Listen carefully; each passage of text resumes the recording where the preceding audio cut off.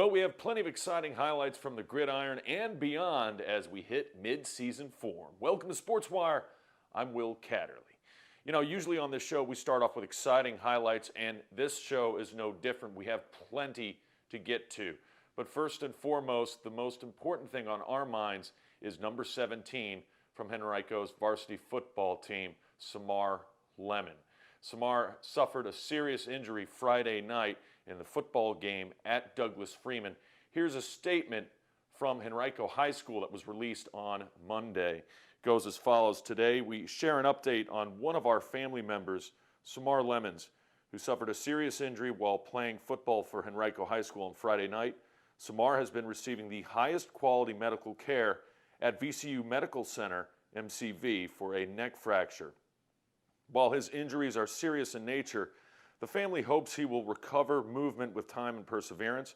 The family asks for continued support in the form of positive thoughts and prayers as he continues through the early stages of post-injury. A GoFundMe account has been established to assist in the coverage of the medical bills that will accrue as Samar works through his recovery.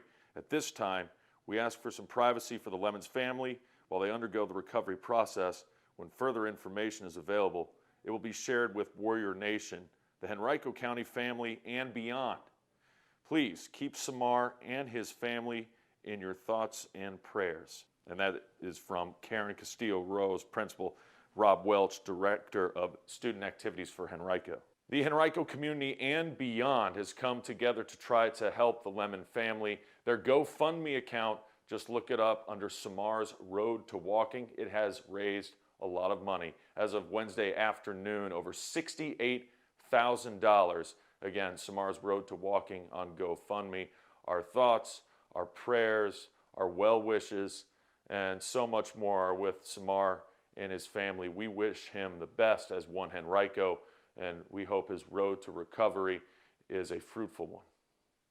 And we do have some highlights from this one. Henrico, again, on the road at Freeman. First quarter, Andrew Bland for the Mavericks. He had himself a ball game, a 20-yard touchdown run. Bland and the Mavericks would have a 6-0 lead. Henrico would come back, though, especially this guy on the ground, Corvin Wallace. Nice-looking run. It would lead to a first down, and then it would lead to this. Inside the 2-yard line. Looks like the quarterback's going to get hit in the backfield, but no, he already hands it off. Wallace, touchdown. Warriors not finished either, believe it or not, from the 20-yard line. This is a 2-point conversion after a penalty into the window frame and into your living room. That's good for 2. Henrico would have an 8-6 lead, but this night for Freeman offensively was about Andrew Bland. Here comes Bland again, ensuing drive all the way inside the Henrico 10 to about the 5, maybe 6-yard line. It would lead to this. Why not do it again? Calling his own number, it's Andrew Bland, his second touchdown rushing of the night. Freeman up 14-8. Bland over 100 yards rushing on the evening. He would have a 50-yard touchdown later in the game. Let's go to the third quarter. It's now 24-16 Freeman. Check this out. This is just absolutely mind-boggling. Scrambling, running, firing. He's going to find his captain, Seamus Moore, in the end zone. That would give Freeman a 31-16 lead. Henrico would cut into that deficit, but they would not get any closer. 41-24 is your final. Mavericks move to 2-2 on the season. Well, when it comes to high school football elites, Highland Springs is always on that list, for good reason. They've won 4 straight state titles until last year, and this season had a chance to remain unbeaten if they could go on the road and beat Glen out. Senior night for the Glen Allen cheerleaders in this one as the Jags came ready to play against Highland Springs in that vaunted Springer attack both offensively and defensively. You couldn't tell that, though, from the first quarter. First quarter highlights, number 15, Jordan Brown finds the wrong jersey. It's number 9 with the pick, Daquan Giles, and it's a house call. He takes it back for 6, a pick 6. The interception good for the touchdown. Highland Springs would have a very early 7-0 lead, but ensuing kickoff, Jags not done. Stealing this from their stream because I was tweeting the touchdown and then I missed Dominic Dutton. It ain't nothing. He returns it all the way to pay dirt Touchdown Glen Allen. The extra point would be no good, but momentum on Glen Allen's side, trailing just 7-6.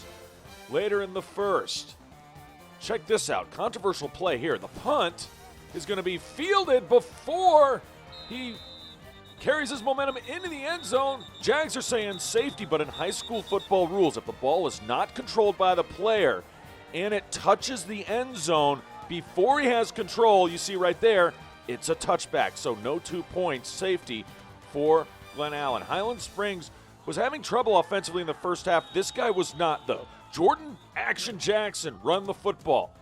And why not do it again? If it ain't broke, don't fix it. Springers, over 190 yards of offense on the ground, and this one, Jordan Jackson was a big reason why. Rayshawn Smith also had some help as well. But Glen Allen's defense came up big in the first half when they needed to. Number 20 with the stop, Caleb Hughes. And it's 7-6 after one quarter play. Switching sides, second quarter, trying to get the run game going, but he lost something, and that would be the football. Jaguars, Johnny on the spot, they recover, and it would lead to this. Glen Allen, the defense for Highland Springs would hold, but this field goal is up and good, and guess what? Upset alert, my friends. The Jaguars have a 9-7 lead with just 5:50 to go in the first quarter. Highland Springs trying to come back. They have a great drive going, but no, it's intercepted. And Glen Allen, number 3, Patrick Carey, saving the day for the Jags defense. They played tremendous in the first half, kept Highland Springs on their heels, and they would have a 9-7 lead at the half. But Highland Springs was not done because this guy got going. Kwanye Vini with the kickoff return to open the third quarter, and Highland Springs was a different team in the second half. So was their quarterback. Got off to a slow start, but then he's going to hook up with Vini. Khalil Nasir connecting inside the 20-yard line of Glen Allen. It would lead to this. Jordan Jackson, I said he had a ball game. He's going to give Highland Springs a lead right here. Works his way into the end zone. Touchdown, Springers. Just like that, Highland Springs, once down 9-7, now lead 14-9. Their defense would take care of the rest. Jordan Greenhow would come in at quarterback. They would rotate at quarterback a few times. I think it confused the Springers initially, but that defensive front, you can't stop them for too long. Then Vini, again, the connection between Khalil Nasir and Kwanye Vini. They've been doing this for years since they were just little kids, so they knew how to get it going, and the ground game never went away. I mentioned Rayshawn Smith and Jackson. Well, how about Marcel Fleming? He takes it in for 6. It's 21, to 9. Dropping the football, not going to be a problem for Highland Springs. Pass right on the money. Guess who? It's Vini time. Yeah, and a first down. He led the Springers in receptions and yardage from reception, and then it would lead to this, a touchdown pass finding Latrell Sutton. Springers now in command. More Highland Springs, still third quarter. More Jordan Jackson. This guy can play. Colleges better start looking at him if they haven't already. Jackson finds Pater. He runs around the right side for 6. Springers in control. More defense for Highland Springs. Greenhow, no time to throw. Future Sooner Kelvin Gilliam in on the sack. His teammate Damon Harmon making some plays in the secondary as well. And then later in the fourth, Jackrabbit Light. Rayshawn Smith finds the end zone. Touchdown, Highland Springs. You know what? They were challenged early in the first half. Credit to Glen Allen and their coaching staff. But too much Springers in the second as they make the adjustments. 35-9. Highland Springs stays unbeaten. Meanwhile, a pivotal game on the east end. Varina against Deep Run. Deep Run coming into the game unscathed with a perfect record. Varina with just that one loss week 1 since Hermitage. Well, they've looked like a different football team since. They look to keep the momentum going against the Wildcats. Varina coming into this home matchup against Deep Run. Defense had not allowed a point in 8 straight quarters. Wildcats and quarterback Bo Kite looking to change that. Number 54 saying, not so fast, my friend. Albert Roberts with a big-time tackle on Kite. And speaking of running quarterbacks, Bobby Dunn can get it done with his feet inside the 25 of Deep Run. And then sticking to the ground game. Number 21, man, is he a good running back. Jalen Walker, solid in this game. He's been solid all season. That's good for a first down. Would lead to this. Parting the seas, offensive line doing their job. Jalen Walker doing the rest. Touchdown, Varina, and the Blue Devils take the early advantage. It would be a 6-0 lead. Yeah, into the second quarter, extra point, no good. Nobody scored in the first. Wildcats, tricky Wildcats. Yeah, they've got speed on the outside with Kyle Jensen, but the defense was there to match it. They get the stop, and then Bo Kite delivers. His pass is caught, but then he coughs up the rock, and Varina is there to recover the fumble. So what would have been a first down to Ronique Capers instead ends up being a turnover, and Varina just before the half. Bobby Dunn going long distance, and he's got his man caught. Touchdown. Carlos Thompson with the catch. Varina with a huge score just before the half. Blue Devils, yeah, I mean, I've seen turnover chains. I don't know when receivers started to get touchdown chains, but still looks pretty sweet. And Varina celebrating, and for good reason. Meanwhile, they'd go for a 2-point conversion since they missed the first point after touchdown. It would be good. Bobby Dunn taking care of business. 14-0 at the half. Let's go third quarter. Wildcats looking for some sort of offense. Their option game, when it works, fantastic. When defenses are on it, like Varina's, having trouble. And it was one of those nights for deep run offensively. Another stop by that Varina defense, and this time they get the turnover as well. Number 49 jumps on it, Jalen Murphy. And then the ground game spin move. Oh my goodness, he hit the C button and into the end zone. My goodness, highlight tape for Tamon Brown. What can Brown do for you? Well, for Varina, he can score touchdowns. Up 21-zip at that point. Deep run, looking for something. My goodness, what a hit. Even better catch as Jensen comes up with it. And that hit was lowered the boom, delivered on that one. But then Wildcats getting something going. Ronique Capers on the catch from Kite. Fourth quarter now. Bo Kite roll out, the pass intercepted. Opportunistic defense doing it again. Amari Baylor on the pick. Varina back in business. And they would make it count. Bobby Dunn.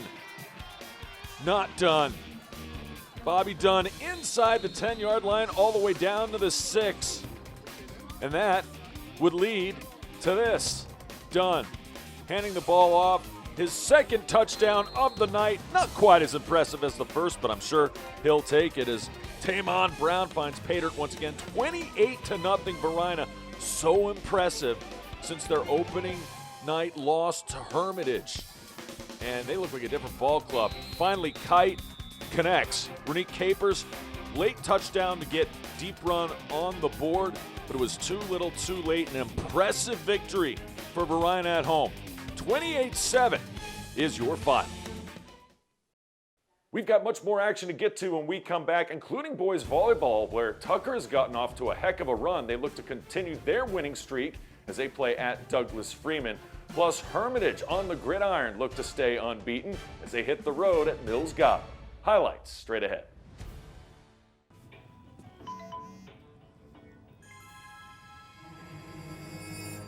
Hey!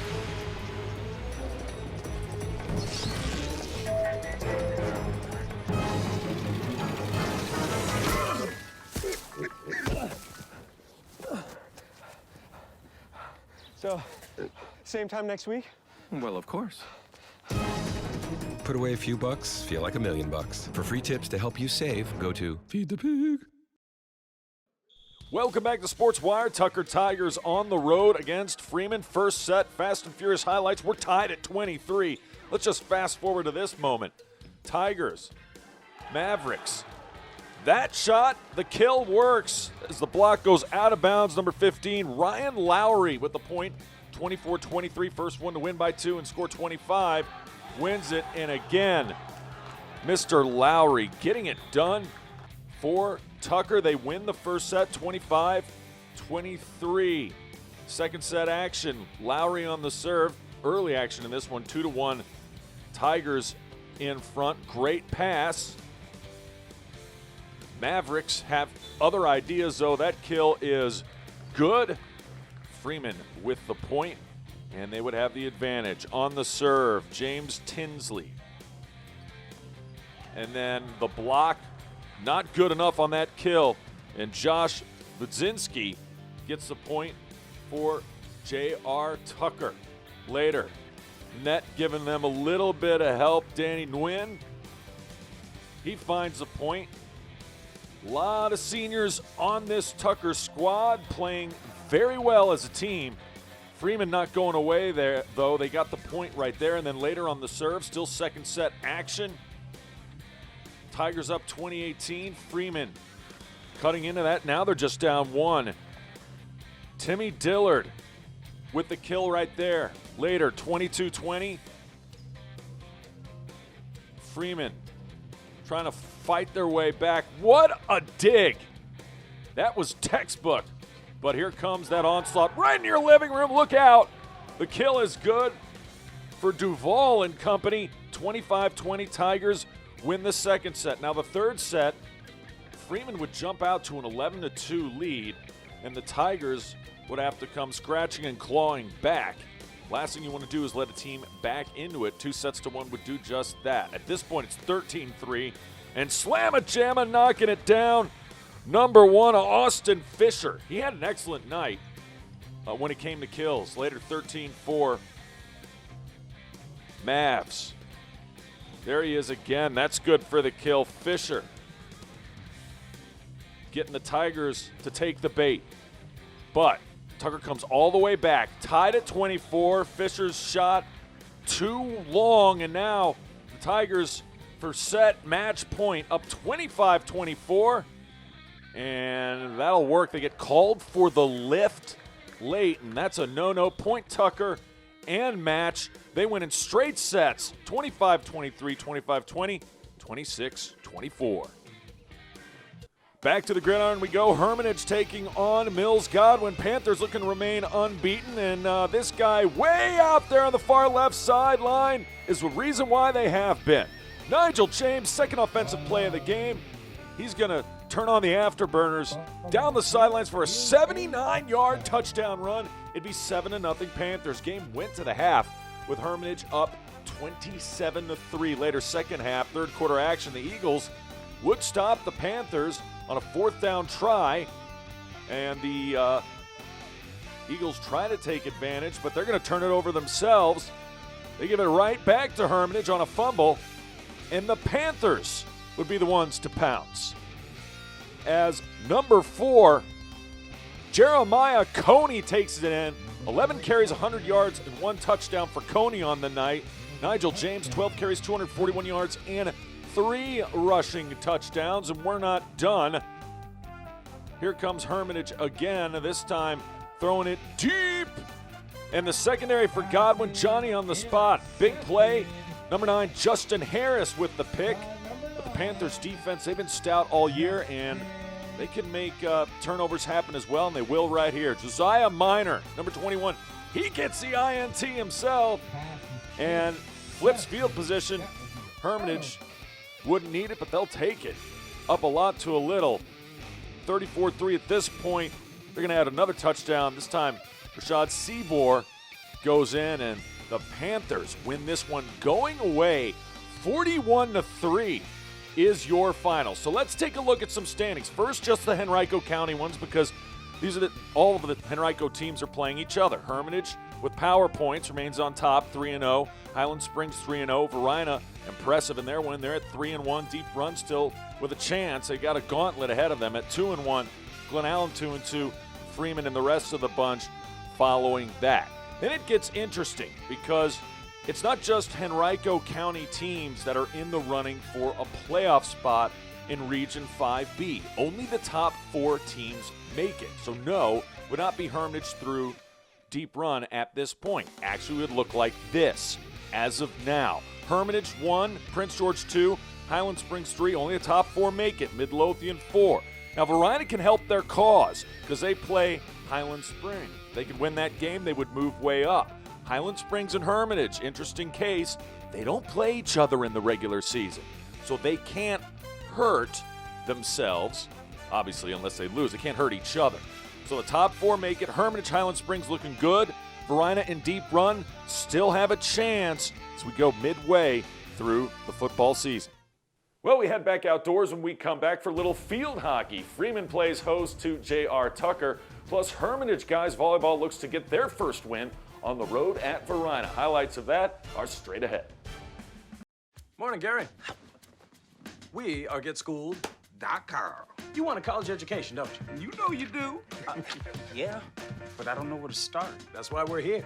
We're free, handsome, I think we're breathtaking. and here to guide you through every step of the way, starting with attendance.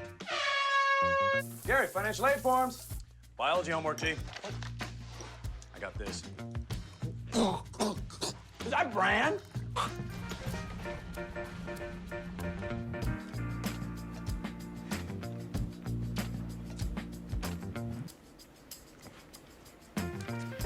Colleges love extracurricular activities. Chess really isn't my thing. I got this. Doesn't matter. Go ahead. Picking a college, man. You and us. We go together like tacos and Tuesday. And I love tacos. Fire and ice. Those don't really go together. Go to GetSchooled.com for more info. Back to SportsWire we go, and to the field hockey field. It's actually a football field, but we'll play field hockey on it. Already 1-0. It's Freeman, it's Tucker. Freeman scored a goal in the opening minute of this contest. Yeah, I missed it, sorry. Tucker, though, having their chances. That ball goes in the back of that. She shoots, she scores! But wait a minute. A little technicality rule here on about field hockey.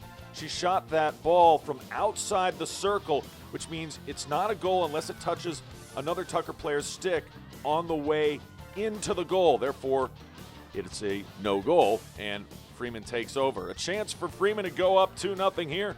Tucker's keeper was busy all evening long on this rainy night. It was 1-0 after 1 quarter of play. She made a big save there. Mavericks with the lead. A chance for Tucker right here. Oh, she just can't corral it. It went off the foot of one of the Tucker players anyway, so that's a no-no. Freeman gets possession back, and then they get right back at it. Another shot, kick save, and a beauty. Tucker still down just 1 and within striking distance. Swing and a foul tip. Freeman with a chance there. No. They're going to send it in, and it gets deflected wide out of bounds. But Mavericks pretty good on corners, and here's one that'll work out. Great shot inside, another stop, but right there, she shoots, she scores! Johnny on the spot, Ellie O'Neill puts it in the back of the net. She puts the biscuit in the basket, and Freeman with a 2-0 lead. Still in, actually now into the second quarter. Freeman looking for more. Ball gets kicked away and just goes wide. Tucker would have their chances as well, but Freeman turning defense into offense. Check out the long pass and just gets a pad on it. Kicks it away. No harm, no foul. Switching sides now. Third quarter action. Freeman trying to get a little distance and watch the bouncing ball because they would. Number 3 is going to get her stick on it. Fires, finds the back of that. She shoots, she scores. Meredith Paul and Douglas Freeman go up 3-0. That's more than they would need. Their defense would play well, and they would add 2 more goals before this one was said and done. So, your final score, Mavericks 5, J.R. Tucker 0. Freeman gets the victory.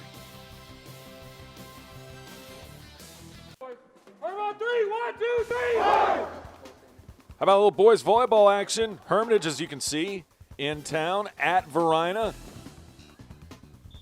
Second set action, already won the first one. And number 2 was getting it going. He was cooking. Ryan Coles on his serves. Varina did not have answers early and often. 25-8, Hermitage taking firm command with a 2-set lead very quickly in this one. More from the Panthers.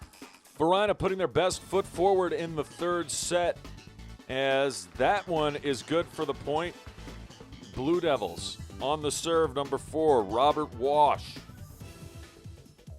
Hermitage, number 12, has the answer with the kill. And Michael Luck didn't need any on that one. Back comes Varina. Early on, just tied at 3. Good-looking rally here. But cannot finish at the net. He was double-teamed anyway at the front. Hermitage was ready for that one. Point Panthers.